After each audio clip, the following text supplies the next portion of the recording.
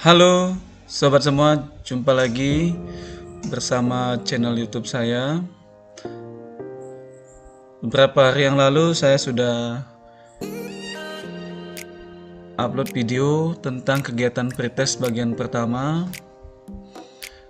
Dari kegiatan pretest yang lalu itu banyak sobat yang berkomunikasi dengan saya, ada yang komunikasi di Facebook, Messenger, atau di WhatsApp, menanyakan kelanjutan soal pretest nomor 26 sampai dengan nomor 50.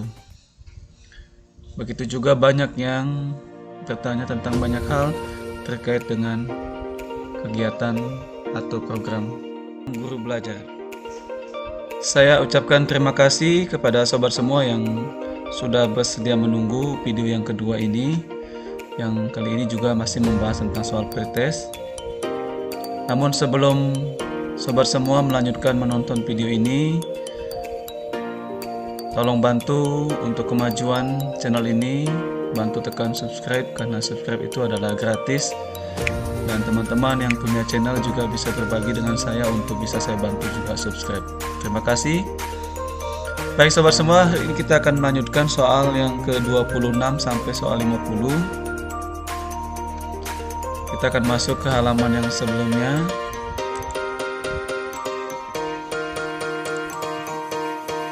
Yang lalu kita sudah sampai pada soal nomor 25. Kita sudah jawab seperti ini. Kita akan lanjut ke soal yang ke-26. Soal nomor 26. Soal nomor 26 pertanyaannya adalah, Guru Irene adalah seorang guru kelas 3. Di awal tahun ajaran baru, Guru Irene memulai kelas meminta siswa bercerita dengan menjawab 3 pertanyaan. Berikut ini adalah pertanyaan yang Guru Irene berikan. Yang pertama, bagaimanakah kabar kamu hari ini? Yang kedua, apa saja kegiatan yang kamu lakukan selama belajar di rumah dalam 3 bulan terakhir kemarin? Yang ketiga, kegiatan atau tugas apa yang paling menyenangkan dan tidak menyenangkan yang kamu dapatkan kemarin? Dari pernyataan tersebut dapat diketahui bahwa yang sedang dilakukan Guru Irene merupakan langkah-langkah asesmen awal pada tahap. Ya, kita perlu analisis sebenarnya beberapa kata kunci dalam kegiatan ini. Kita bisa menganalisis dari pertanyaan yang disampaikan. Kemudian kita juga bisa tentukan kata kunci utama. Misalnya kalau menurut saya adalah pertanyaan yang ketiga, yaitu kegiatan atau tugas apa yang paling menyenangkan dan tidak menyenangkan. Kalau menurut saya, kalau kita bertanya tentang menyenangkan dan tidak menyenangkan, umumnya berhubungan dengan diagnosa non kognitif, ya, karena ini masalah perasaan. Karena kegiatannya belum dimulai, masih dalam rangka persiapan, maka yang tepat jawabannya adalah persiapan asesmen diagnosis kognitif awal. Ya, kita lanjut ke soal 27. Asesmen untuk belajar dapat digunakan untuk. Kata kuncinya adalah asesmen untuk belajar. Jadi menurut saya yang lebih tepat adalah memandu peserta didik melakukan monitor dan refleksi terhadap proses belajar yang dia sudah lalui. Soal nomor 28. Mengukur penguasaan dan penerapan hasil belajar oleh peserta didik terkait capaian kurikulum merupakan kategori. Di sini ada 4 opsi. Jadi kata kuncinya adalah mengukur penguasaan dan penerapan hasil belajar peserta didik. Menurut saya yang tepat adalah asesmen pembelajaran, karena yang diukur di sini adalah hasil belajar. Ya, kita lanjut untuk soal ke-29. Apa tujuan dilakukannya asesmen diagnosis? Kata kuncinya adalah asesmen diagnosis. Ya, kata kunci tadi adalah asesmen diagnosis. Menurut saya yang menjadi inti dari soal ini adalah kata kunci diagnosis. Kalau kita analogikan dengan diagnosa itu adalah mengetahui kemampuan dasar peserta didik dalam sebuah topik mata pelajaran. Kemungkinan yang tepat adalah jawaban yang keempat, yaitu mengidentifikasi kemampuan dasar peserta didik dalam topik sebuah mata pelajaran. Kita lanjut ke soal nomor 30. Setelah melakukan Asesmen diagnosis berkala. Hal apa yang dapat dilakukan guru selama proses pembelajaran? Ya, di sini ada kata kunci asesmen diagnosis berkala. Jadi dilakukan secara kontinu. Apa yang dapat dilakukan selama proses pembelajaran? Ya, opsinya adalah guru mengajar semua kelompok termasuk kelompok di bawah rata-rata untuk menuntaskan kurikulum. Yang kedua, guru menyesuaikan aktivitas dan materi belajar di kelas dengan melihat pemahaman beberapa siswa. Kemudian yang ketiga, guru melakukan asesmen diagnosis kembali pada siswa yang tidak tuntas sebelum memulai semua materi. Yang keempat, guru menyesuaikan aktivitas dan materi belajar di kelas dengan peningkatan rata-rata semua murid di kelas. Ya, karena asesmen diagnosis dilakukan untuk mengetahui kemampuan siswa, kemudian dilakukan secara berkala, maka menurut saya jawabannya adalah yang keempat, yaitu membantu guru untuk menyesuaikan aktivitas dan materi pembelajaran di kelas. Selanjutnya soal nomor 31. Asesmen diagnosis berkala termasuk kegiatan apa? Asesmen pembelajaran, asesmen terhadap belajar, asesmen formatif, asesmen sumatif. Ya, soal nomor 31. Asesmen. Ya, kalau kita lihat, menurut saya jawaban yang tepat adalah asesmen formatif. Asesmen diagnosis berkala merupakan asesmen formatif. Ini kan menyambung dengan pertanyaan yang 31 tadi. Berdasarkan tujuan dan prinsipnya, hal ini terkait dengan pemeriksaan kemampuan belajar peserta didik untuk membantu proses belajar, berfokus pada proses belajar peserta didik dan dilakukan di akhir semester, umpan balik pada peserta didik hanya untuk topik pembelajaran tertentu, tindak lanjut proses belajar sesuai dengan hasil nilai ujian akhir. Kata kuncinya berkala, berarti kemungkinan jawab yang tepat adalah yang pertama, yaitu pemeriksaan kemampuan belajar peserta didik untuk membantu proses belajar. Selanjutnya pertanyaan nomor 33. Dari pilihan berikut ini, manakah aktivitas yang dilakukan guru pada tahap pengelolaan hasil asesmen? Ya, kemungkinan jawaban yang paling tepat untuk soal nomor 33 adalah setelah dilakukan kegiatan asesmen, maka hasil asesmen itu akan digunakan untuk membagi peserta didik dalam kelompok berdasarkan hasil asesmen. Soal nomor 34. Seorang guru akan melakukan asesmen diagnosis sebelum mengajar materi baru. Pada tahap persiapan, guru tersebut menyusun 10 soal sederhana. Bagaimanakah pemilihan soal yang sebaiknya dilakukan? Bagaimanakah pemilihan soal yang sebaiknya dilakukan? Di sini ada beberapa opsi.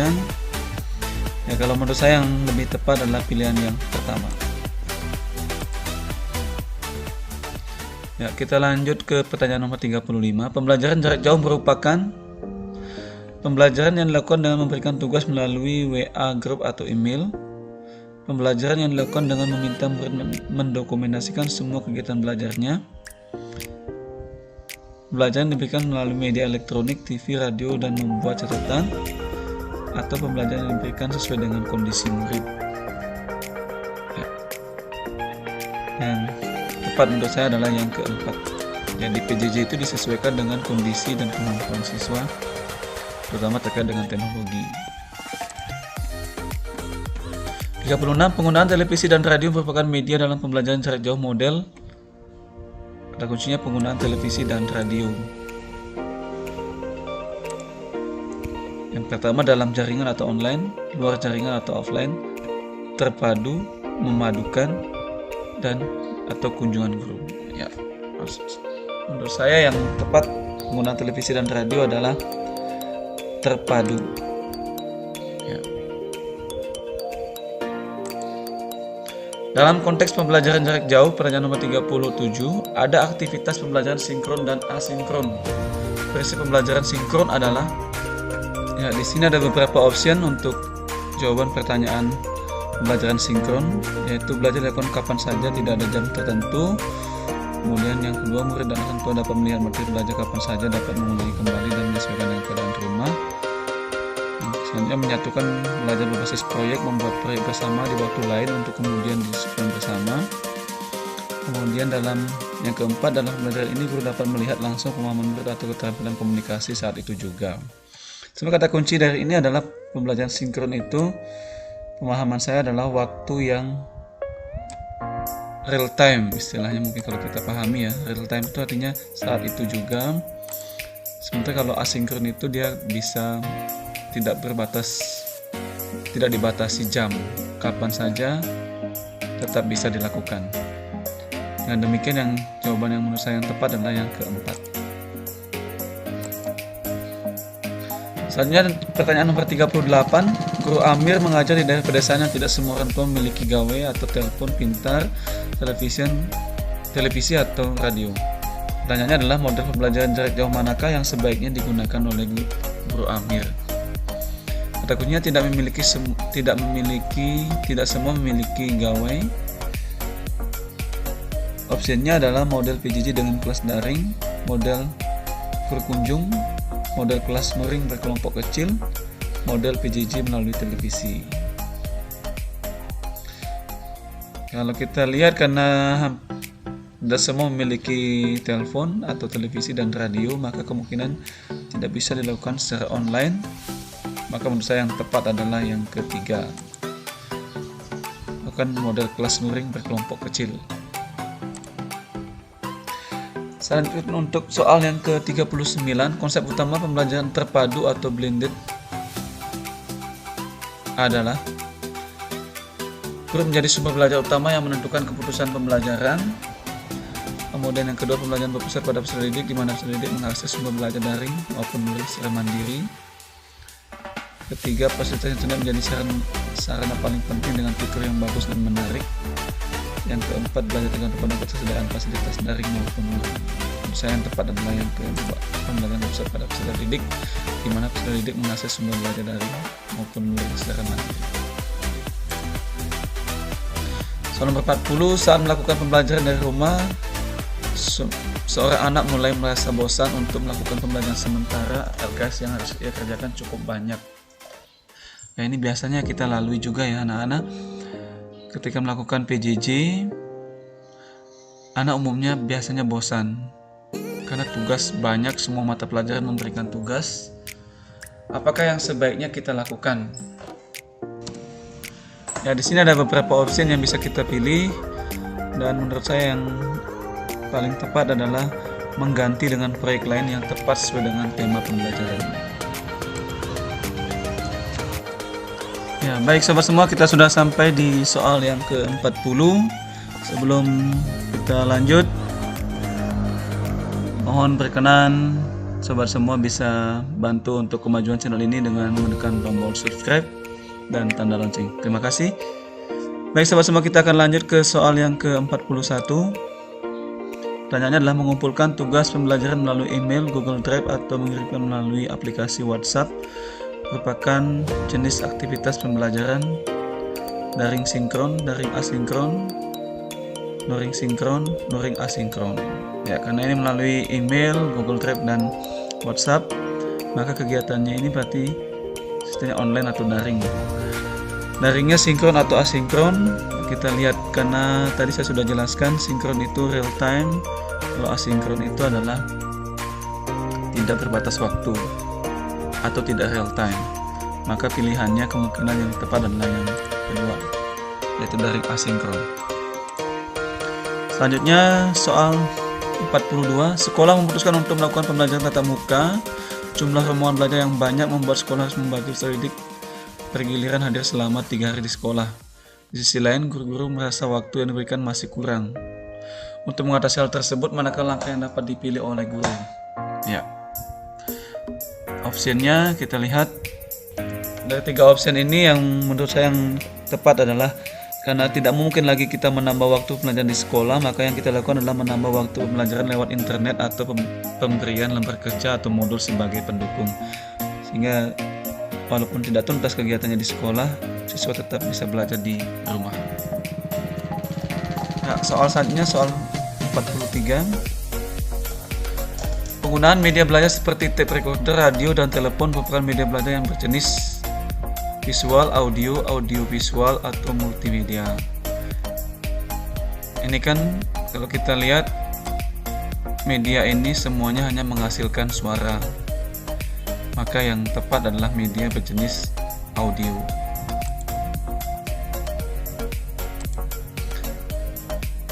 Soal nomor 44.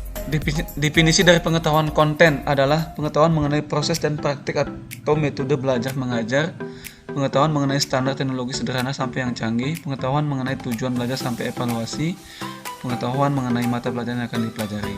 Ya, di sini ada kata kunci yaitu definisi pengetahuan konten. Ada beberapa opsi dan menurut saya konten itu adalah isi materi itu sendiri. Maka yang tepat jawabannya adalah yang keempat, yaitu pengetahuan mengenai mata pelajaran yang akan dipelajari. Kita lanjut ke pertanyaan nomor 45. Di dalam kelas, guru Ani menggunakan media belajar audio visual karena menyadari peserta didiknya memiliki gaya belajar yang berbeda. Pemilihan media belajar yang dilakukan oleh guru Ani berdasarkan pada kata kuncinya memiliki gaya belajar yang berbeda. Maka yang tepat jawabannya dari 4 opsi ini adalah yang pertama, yaitu karakteristik peserta didik. Pertanyaan nomor 46. Guru Budi memberikan tugas menulis kebudayaan daerah pada peserta didiknya. Untuk mengerjakan tugas tersebut, peserta didik diminta untuk mewawancari orang tua masing-masing. Pembelajaran tersebut termasuk dalam memperoleh informasi dengan sumber belajar, pesan, bahan, orang, atau alat. Ya, yang tepat adalah orang. Soal 47. Manakah di antara pengalaman belajar berikut yang lebih efektif dan memberikan informasi lebih banyak untuk peserta didik? Melihat simulasi, melihat pameran, berpartisipasi dalam workshop, atau melakukan simulasi. Pertanyaannya adalah yang lebih efektif dan memberikan informasi lebih banyak untuk peserta didik. Menurut saya yang paling tepat adalah melakukan simulasi. Definisi dari media pembelajaran soal nomor 48 adalah yang pertama, berbagai atau semua sumber yang dapat digunakan sebagai peserta didik dalam belajar baik secara terpisah maupun terkombinasi. Selanjutnya, yang kedua, alat fisik yang digunakan untuk menyampaikan isi materi pengajaran atau sesuatu yang bisa digunakan untuk merangsang pikiran, perasaan, dan kemampuan peserta didik dalam belajar. Yang keempat, suatu cara atau taktik dalam melaksanakan kegiatan belajar mengajar di kelas. Kata kuncinya adalah media. Jadi menurut saya jawabannya adalah yang ketiga, yaitu sesuatu yang bisa digunakan untuk merangsang pikiran dan perasaan dan kemampuan peserta didik. Kita lanjut ke soal nomor 49. Kelebihan merancang sumber belajar sendiri adalah yang pertama, sesuai dengan rencana pembelajaran, gaya mengajar, dan kebutuhan peserta didik. Membutuhkan kreativitas, mudah ditemui, tidak membutuhkan waktu lama. Ya. Kalau kita membuat atau merancang sumber belajar sendiri, maka yang paling tepat menurut saya adalah yang pertama. Jadi kalau ini biasa saya alami sendiri ya. Jadi kalau kita bikin sumber belajarnya sendiri, kita tahu kebiasaan kita mengajar, kemudahan kita mengajar, di samping juga kemampuan siswa dan kebutuhan siswa kita bisa tahu. Ya, kita sudah sampai di soal penghujung, soal nomor 50. Grup ini akan mengajarkan pembelajaran matematika mengenai bangun ruang. Grup ini menyiapkan sebuah kubus, kawat, dan penggaris dengan ukuran-ukuran yang tepat yang telah ditetapkan. Dari ilustrasi tersebut, manakah yang termasuk media belajar? Ditanya media. Media adalah sumber belajar siswa. Tadi ya. Umumnya memang berupa alat, walaupun tidak semua. Kalau kita lihat di sini, maka media yang tepat adalah kubus dan kawat.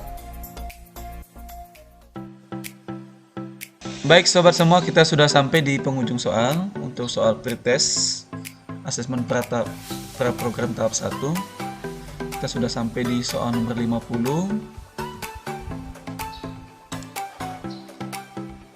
Kita langsung finish soalnya, kita klik finish quiz. Ya, setelah melanjutkan, kita akan masuk ke konsep yang pertama, yaitu konsep pembelajaran jarak jauh. Ini masih ada beberapa kegiatan dan kita nanti akan kita ikuti pada kegiatan selanjutnya. Baik sobat semua, sampai di sini dulu untuk YouTube kegiatan yang kedua, yaitu soal pretest tahap 1 pada bagian yang kedua, soal nomor 26 sampai 50. Semoga bisa membantu teman-teman semua untuk menempuh kegiatan guru belajar. Sampai jumpa, sukses selalu, tetap berkunjung ke channel ini dan terima kasih.